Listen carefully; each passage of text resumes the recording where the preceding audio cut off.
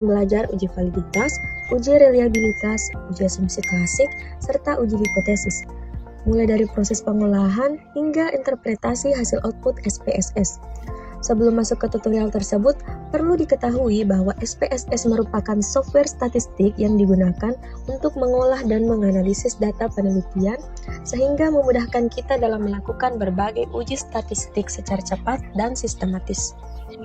Setelah mengetahui apa itu SPSS, selanjutnya kita akan memulai tutorial pertama, yaitu uji validitas. Uji validitas bertujuan untuk mengetahui apakah instrumen penelitian sudah layak digunakan atau tidak. Tanpa berlama-lama, mari kita lihat langkah-langkah uji validitas menggunakan SPSS. Sebelum melakukan pengujian, siapkan data terlebih dahulu. Di sini saya sudah menyiapkan data hasil dari kuesioner yang sebelumnya saya sebar. Setelah menyiapkan data, salin data tersebut lalu kita pindahkan ke SPSS. Setelah data tadi kita pindahkan ke SPSS, selanjutnya kita klik variable view untuk mengubah semua nama variabel sesuai dengan data kuesioner yang ada di Excel tadi. Kita ubah semua nama variabelnya mulai dari X1, X2 sampai dengan variabel Y. Setelah semua variabel kita ubah namanya, selanjutnya kita klik menu Analyze. Setelah itu kita klik Correlate, Bivariate, lalu kita pindahkan semua variabel ke kolom variabel. Setelah itu kita klik OK.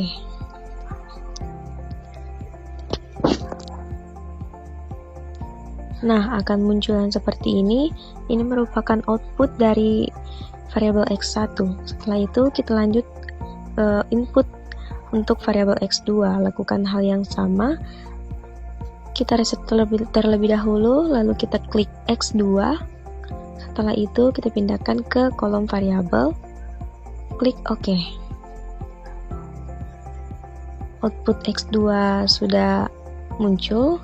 Setelah itu kita lanjut ke variabel Y, masih dengan melakukan hal yang sama. Klik Correlate, Bivariate. Setelah itu kita reset terlebih dahulu, lalu klik variabel Y dan pindahkan ke kolom variabel. Setelah itu kita klik OK, dan output untuk variabel Y sudah ada. Output untuk variabel X1 juga sudah ada, X2 juga sudah ada. Setelah semua data kita input, mulai dari X1, X2 sampai dengan Y, kita dapat menyimpan file tersebut dengan cara memilih file, lalu pilih export. Setelah itu kita pilih export to Excel, lalu kita ganti file name-nya sesuai dengan yang kita inginkan. Contohnya seperti ini, uji validitas, kemudian kita klik browse untuk menyimpan di file atau dokumen penyimpanan kita. Setelah itu kita ganti file name-nya jadi uji validitas. Setelah itu kita pilih save, lalu OK.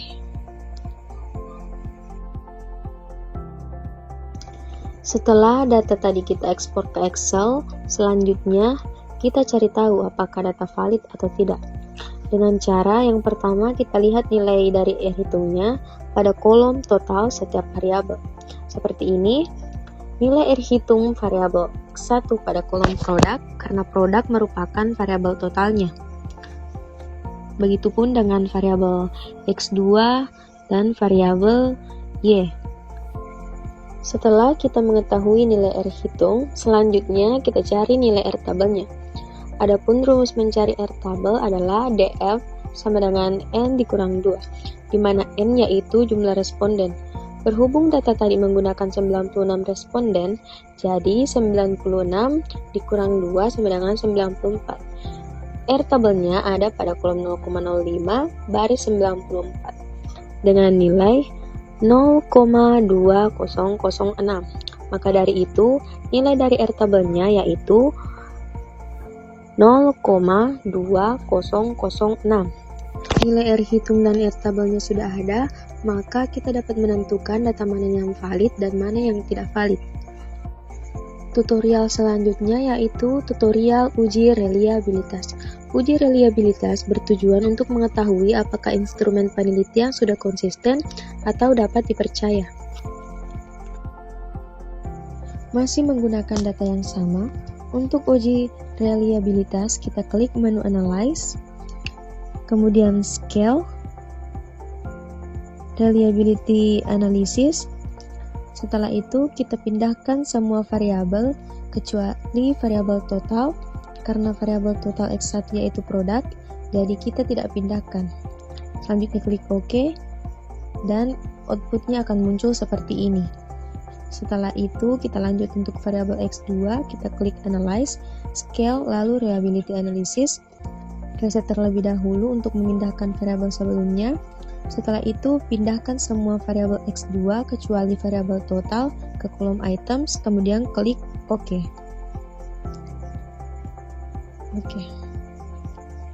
Ini adalah outputnya untuk X2. Kemudian kita lanjut untuk variabel Y. Klik Analyze, Scale, kemudian Reliability Analysis. Reset terlebih dahulu, lalu kita pindahkan variabel Y ke kolom items kecuali variabel totalnya, kemudian OK. Ini outputnya. Kita ekspor ke Excel untuk kita interpretasikan untuk mengetahui apakah data reliable atau tidak. Nilai Cronbach's alpha untuk variabel X1 adalah ini, dan nilai Cronbach's alpha untuk variabel X2 adalah ini, dan nilai Cronbach's alpha untuk variabel Y adalah ini. Adapun dasar pengambilan keputusannya yaitu dikatakan reliable apabila nilai Cronbach's alpha lebih besar dari 0,60. Maka interpretasinya seperti ini. Nilai alfanya tadi sudah kita ketahui dan nilai R tabelnya masih sama dengan uji validitas tadi. Kemudian tentukan data tersebut reliable atau tidak reliable. Tutorial selanjutnya ada uji asumsi klasik.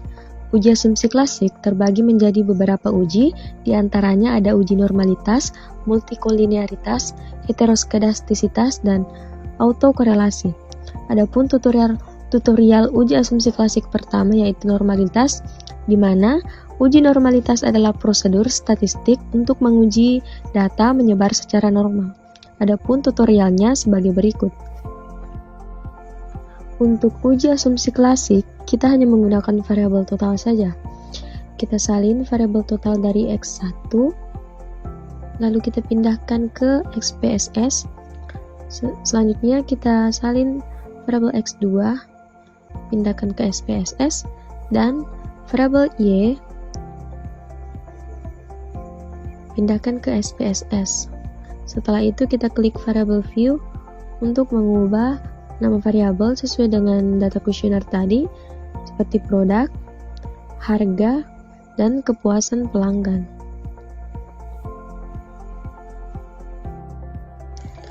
Setelah mengubah nama variabel, selanjutnya kita klik menu Analyze, Regression Linear, lalu pindahkan variabel X ke kolom independen, variabel Y ke kolom dependen. Setelah itu bagian statistik kita centang collinearity diagnostic, klik continue. Di bagian plot kita pindahkan spreadsheet ke Y, spread ke bagian X, centang histogram, dan normal p-plot. Setelah itu di bagian save kita klik unstandardize, lalu continue. Setelah itu klik OK.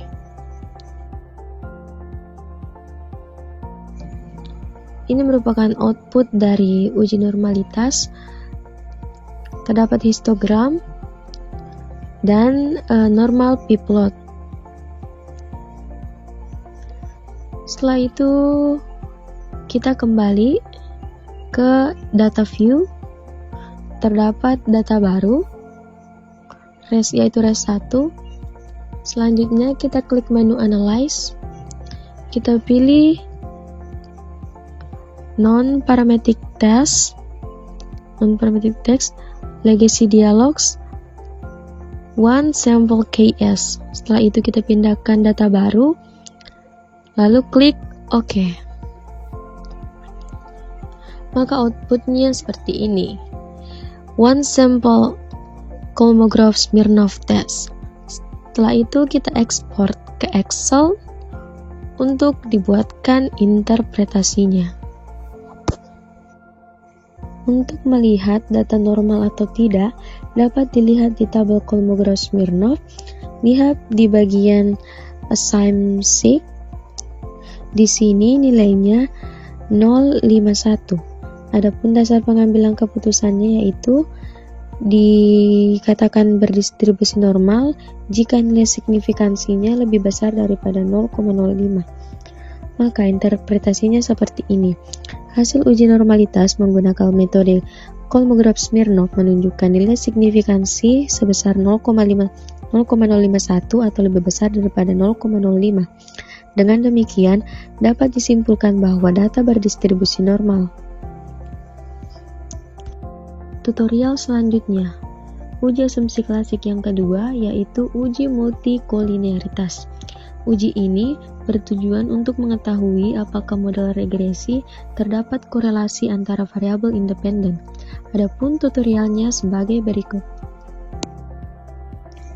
Masih menggunakan data sebelumnya, kita klik menu Analyze, Regression, kemudian Linear. Lalu kita pindahkan variabel X ke independen dan variabel Y ke dependen. Setelah itu di bagian statistik kita centang collinearity diagnosis, matikan estimasi, continue. Setelah itu kita klik OK. Maka outputnya akan seperti ini. Hasilnya dapat kita lihat di tabel koefisien. Setelah itu kita ekspor filenya ke Excel untuk dibuatkan interpretasinya.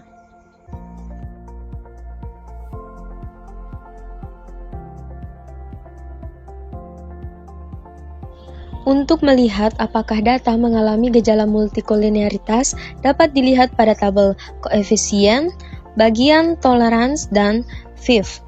Adapun dasar pengambilan keputusannya yaitu jika nilai tolerance lebih besar dari 0,100 dan FIV lebih kecil daripada 10, maka berkesimpulan tidak terjadi gejala multikolinearitas. Begitupun sebaliknya, jika nilai tolerance lebih besar daripada 100 dan FIV lebih besar daripada 10, berkesimpulan terjadi gejala multikolinearitas. Adapun interpretasinya seperti ini. Nilai tolerance untuk kedua variabel X sama dengan 0,475 lebih besar daripada 0,100 dan FIV sama dengan 2,104 lebih kecil daripada 10, menunjukkan bahwa model regresi bebas dari gejala multikolinearitas. Uji asumsi klasik yang ketiga yaitu ada uji heteroskedastisitas. Uji heteroskedastisitas dapat dilakukan dengan metode grafik scatter plot atau metode statistik seperti uji Gleiser. Metode grafik melibatkan pembuatan scatter plot antara residual terstandar dan nilai prediksi untuk melihat pola. Sedangkan uji Gleiser memerlukan regresi tambahan antara variabel independen dan nilai absolut residual. Adapun tutorial pertama dalam uji heteroskedastisitas yaitu menggunakan metode grafik scatter plot. Tutorialnya sebagai berikut. Untuk tutorialnya kita klik menu Analyze, Regression, Linear. Setelah itu kita pindahkan variabel X ke independen, variabel Y ke dependen. Setelah itu kita klik bagian plots. Pindahkan spreadsheet ke Y, spread ke X. Setelah itu klik continue, lalu OK.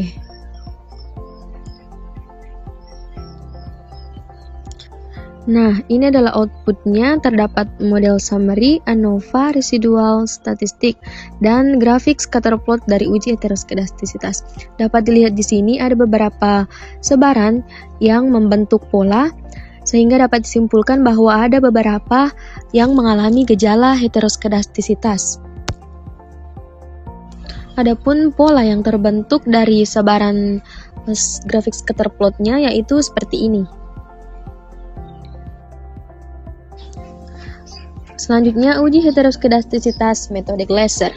Karena heteroskedastisitas ada dua metode, untuk metode Glaser, tutorialnya sebagai berikut. Yang pertama, kita klik menu Analyze, lalu kita klik Regression, pilih Linear. Setelah itu, kita pindahkan variabel X ke kolom independen dan variabel Y ke kolom dependent. Setelah itu kita klik bagian Save, centang Under Standardize, klik Continue, lalu OK. Maka outputnya akan seperti ini. Setelah itu kita kembali, terdapat data baru, kita klik bagian Transform, Compute Variable, terus kita ketik ABS res, pilih di Arithmetic di Function Group, setelah itu ABS klik 2 kali, dan Unstandardized tadi kita pindahkan ke Numeric Expression, kemudian OK. Maka outputnya akan seperti ini. Untuk uji dengan metode Glaser dapat dilihat di tabel koefisien. Setelah itu kita bisa simpan filenya ke Excel untuk dibuatkan interpretasinya.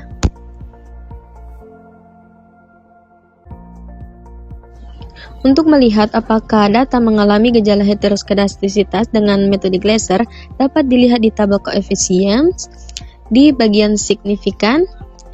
Adapun dasar pengambilan keputusannya yaitu jika nilai signifikansi lebih besar daripada 0,05, maka berkesimpulan tidak terjadi gejala heteroskedastisitas dalam model regresi.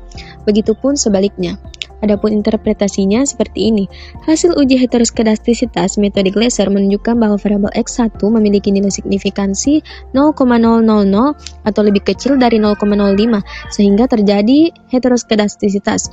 Sedangkan variabel X2 dengan nilai signifikansi 0,0101 lebih besar daripada 0,5, artinya tidak mengalami gejala heteroskedastisitas.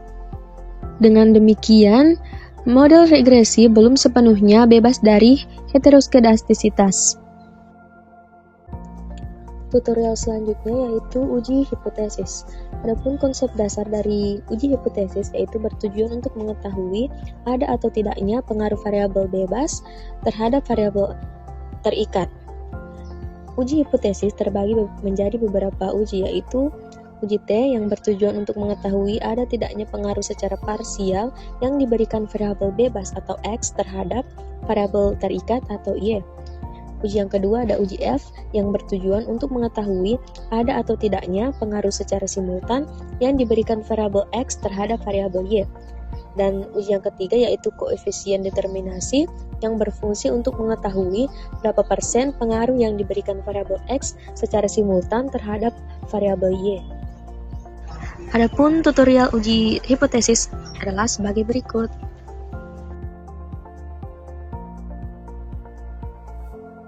Langkah pertama yaitu kita klik Analyze, Regression, Linear.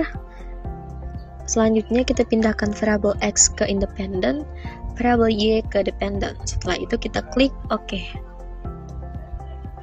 Yang merupakan output dari uji hipotesis, model summary untuk uji R, ANOVA untuk uji F, dan koefisien untuk uji T.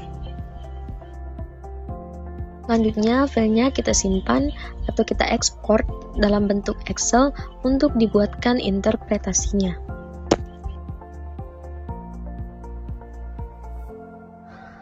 Untuk uji T dapat dilihat di tabel koefisien, untuk uji F dapat dilihat di tabel ANOVA, dan uji R dapat dilihat di tabel model summary.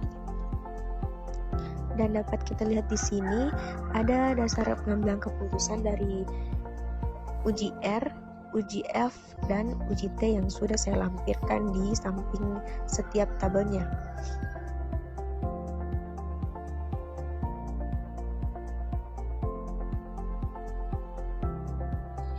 Adapun interpretasinya seperti ini. Untuk mencari nilai dari T-tabel, kita menggunakan rumus T dalam kurung alfa per N sama dengan N dikurang K dikurang 1. Hasilnya di sini T-tabelnya berada di 0,025 baris 93. Dapat kita cari di sini 0,025 baris 93, yaitu angkanya 1,986.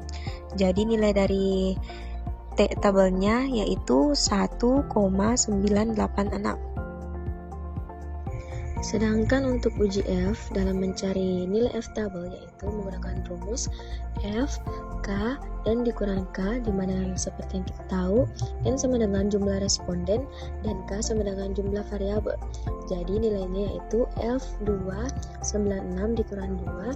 Jadi nilai F-tabelnya berada pada kolom 2 baris 94 dengan nilai 3,09. Jadi nilai dari F-tabelnya yaitu 3,09.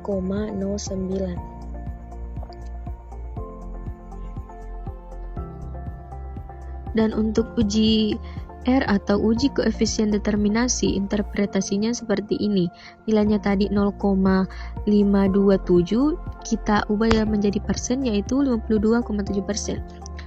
Artinya 52,7% variasi perubahan variabel Y dapat dijelaskan oleh variabel X dan variabel X1 dan X2. Sedangkan sisanya 47,3% dijelaskan oleh faktor lain.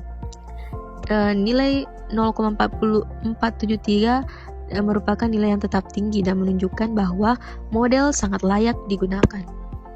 Adapun kesimpulan dari uji hipotesis tadi yaitu yang pertama, X1 berpengaruh signifikan terhadap Y, yang kedua, X2 tidak berpengaruh signifikan terhadap Y, yang ketiga, secara simultan, X1 dan X2 terbukti mempengaruhi Y, dan yang keempat, model dapat menjelaskan 52,7% variasi Y.